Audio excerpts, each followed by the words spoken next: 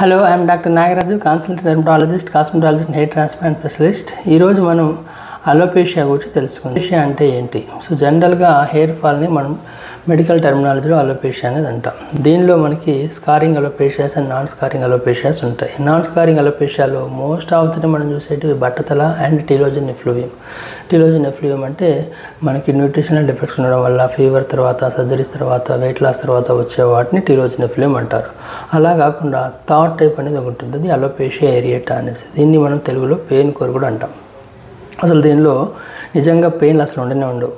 నిజానికి చెప్పాలంటే it's an auto immune disorder. దీనిలో మనకి సరిగా నిద్ర లేకపోవడం వల్ల, విటమిన్ డి డెఫిషియన్సీ ఉండడం వల్ల, స్ట్రెస్ లెవెల్స్ ఎక్కువగా ఉండడం వల్ల, దాంతో పాటుగా మనకి న్యూట్రిషనల్ డెఫిషియన్సీస్ ఉండడం వల్ల అండ్ ఆటో ఇమ్యూన్ థైరాయిడ్ కండిషన్స్లో అండ్ బొల్లి సొరియాసిస్ అట్లాంటి కండిషన్స్ ఉన్న వాళ్ళలో అలోపేషియా ఏరియేటా అనేది ఇంకా ఎక్కువగా వచ్చే ఛాన్స్ అనేది ఉంటుంది. అండ్ ఆల్సో పోస్ట్ కోవిడ్ ఎరాలో కూడా మనకి ఆఫ్టర్ వ్యాక్సినేషన్ అలోపేషియా యొక్క ఫ్రీక్వెన్సీ అండ్ ఇన్సిడెంట్స్ అనేది పెరిగిపోయింది. సో దీనిలో ఏంటంటే మన యొక్క ఏవైతే తెల్ల రక్త కణాలు ఉంటాయో మన యొక్క హెయిర్ ఫాలికల్ని అటాక్ చేస్తాయి.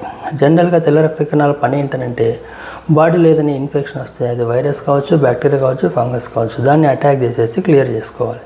ఒక్కొక్కసారి స్ట్రెస్లో పడ్డప్పుడు ఇరిటేషన్ మోడ్లో తన పర అనే డిఫరెన్స్ లేకుండా ఒక్కొక్కసారి మన బాడీలో ఏ పార్ట్ అయినా అటాక్ చేయొచ్చు. అందులో హెయిర్ని ఒకవేళ అటాక్ చేస్తే వచ్చేదాన్ని అలోపేషియా ఏరియేటా అంటాం. సో ఈ అలోపేషియా ఏరియేటాలో మన ఇమ్యూనిటీని మనల్ని అటాక్ చేస్తుంది కాబట్టి simply in a normal way we are rejecting our own hair కాబట్టి so first thing is to do is get a good number of test and దాని తర్వాత ఇమీడియట్గా డ్యామేజ్ కంట్రోల్ చేసుకోవడం. ఎందుకంటానంటే alopecia areata 50% of the time it can progress to alopecia totalis and alopecia universalis or extensive alopecia areata. మిగిలిన 50% of the time ఈ ఫ్యాక్టర్స్ని మనం correct చేసుకుంటే ఆటోమేటిక్గా మనకి 6 months to 1 year టైంలో రికవర్ అయ్యే ఛాన్స్ ఉంటుంది. So any alopecia areata 50% of the time self recovery ఉంది, 50% ఆఫ్ ద టైం కంపల్సరీగా మెడికేషన్ పార్ట్ ఉంటుంది. సో కాబట్టి అలోపేషియా అయినప్పుడు don't take any chances because 50-50 is too much gambling. So always consult a doctor and don't use any Nepali ginja or other irritating therapies. దానివల్ల ఏమవుతుందంటే మన యొక్క ఇమ్యూనిటీకి ఇంకొక biscuit వేస్తున్నాం, హెయిర్ నుంచి వేరే దానికి షిఫ్ట్ చేస్తున్నాం. దానివల్ల హెయిర్ రికవర్ అయినా అక్కడ స్కిన్ అనేది డ్యామేజ్ అవుతుంది. తర్వాత పర్మనెంట్ స్కార్స్ అండ్ పిగ్మెంటేషన్స్ అట్లాంటి కాంప్లికేషన్స్ రావచ్చు. సో ప్రాపర్గా ఒక డెర్మటాలజిస్ట్ పర్యవేక్షణలో మనం ఒక రీజన్ ఎందుకు వచ్చింది, మనకు అలోపేషియా ఏరియేటా అనేది అసలు మనకు రావాల్సిన దుస్థితిలో మనం ఎందుకు అక్కడికి చేరుకున్నాం అనే దాన్ని క్లారిటీ తెచ్చుకున్నాక ప్రాపర్గా మనం ట్రీట్మెంట్ అనేది ప్లాన్ చేయాలి. అండ్ ఆ ట్రీట్మెంట్ కూడా యావరేజ్గా 3 months to 1 year or 1.5 year ఉండొచ్చు. కొంతమందికి సింపుల్ కేసెస్లో ఈవెన్ 2 to 3 months తర్వాత మెల్లిగా స్టాప్ చేస్తే చాలా వరకు రికవర్ అయిపోద్ది. కానీ set and subset of event may require very long term treatment, maybe 6 months or 1 year or 2 years. ఎందుకంటే మన యొక్క ఇరిటేటెడ్ ఇమ్యూనిటీ ఒకసారి ఇలా చెప్పగానే నార్మల్గా అయిపోదు. It will take a lot of time. So some times few months to few years also. So మనం ఏ కేటగిరీకి బిలాంగ్ అవుతున్నాం అనేది important.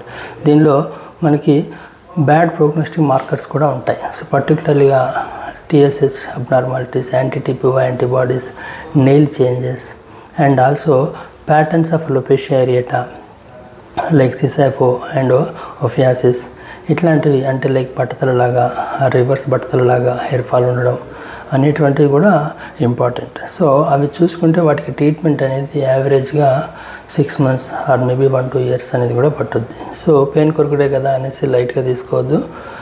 Get treated and get examined properly by dermatologist and then come to know which part of defect you are having and where to correct it and how long should I use. And ఒకవేళ జుట్టు వచ్చాక కూడా ఎన్ని రోజులు వాడాలి, ఎందుకంటే మందుల ద్వారా జుట్టు వచ్చాక మళ్ళీ మందులు బంద్ చేశాక వెళ్ళేలాగా ఉండకూడదు. సో దాన్ని కన్సాలిడేట్ కూడా చేయాలి. సో కన్సాలిడేషన్ ఫేజ్ ఎన్ని రోజులు ఉంటుంది, ఆ తర్వాత విత్డ్రావల్ ఫేజ్ ఎలా ఉంటుంది, ఇవన్నీ కూడా మనకి రెగ్యులర్ టచ్లో ఉంటేనే డాక్టర్ గారితో మనకి మన పరిస్థితి ఏంటనేది ఐడియా వస్తుంది. So any alopecia areata. So మీకు ఇంకేమైనా డౌట్స్ ఉంటే లెట్ మీ నో.